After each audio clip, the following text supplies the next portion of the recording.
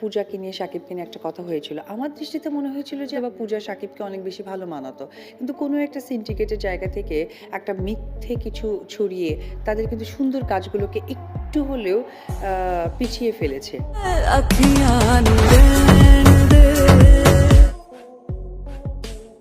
বুবলি নয়, শাকিবের পাশে পূজা চেরিকেই মানায়, যে কথাটি এবার প্রকাশ্যেই বললেন ঢালিউড কুইন অপু বিশ্বাস।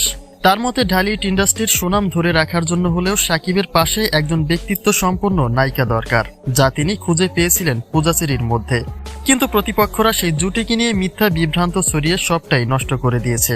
এখন প্রশ্ন হচ্ছে, ব্যক্তিগতভাবে শাকিবকে পেতে চান বুবলি, তবে কি মিথ্যে বিভ্রান্ত ছড়ানো সেই প্রতিপক্ষ হিসেবে বুবলিকে টার্গেট করেছেন তিনি? গোলেই সিনেমার মধ্য দিয়ে প্রথমবারের মতো শাকিবের বিপরীতে অভিনয় করার সুযোগ পান পূজা চেরি। কিন্তু তাদের কিছু কর্মকাণ্ড এতটাই ঘনিষ্ঠময় ছিল যা নিতান্তই সন্দেহজনক। পরবর্তীতে প্রেম বিয়ের একটা গুঞ্জনেও জড়িয়ে যান তারা, যদিও বাস্তব অর্থে তার সত্যতা একেবারেই শূন্য। কিন্তু তবুও ব্যক্তিগত ঝামেলার কারণে একে অপরের মধ্যে দূরত্ব তৈরি হয়, যা থেকে কাজের অবস্থান থেকে ছিন্ন হন শাকিব পূজা। তবে সকল গুঞ্জন পিছনে ফেলে আবারও শাকিবের সাথে যোগ দিয়েছে পূজা চেরি। সিনেমার পর্দায় দেখা না গেলেও শাকিবের কোম্পানিতে ঠিকই উপস্থিতি রয়েছে তার। আর এই সকল দিক নিয়েই এবার মুখ খুলেছেন অপু বিশ্বাস।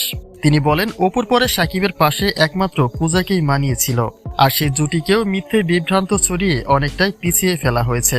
হয়তো পূজা তার আপন কেউ না, কিন্তু সত্যতা নিয়ে গর্ব করতে কখনোই পিছুপা হন না তিনি।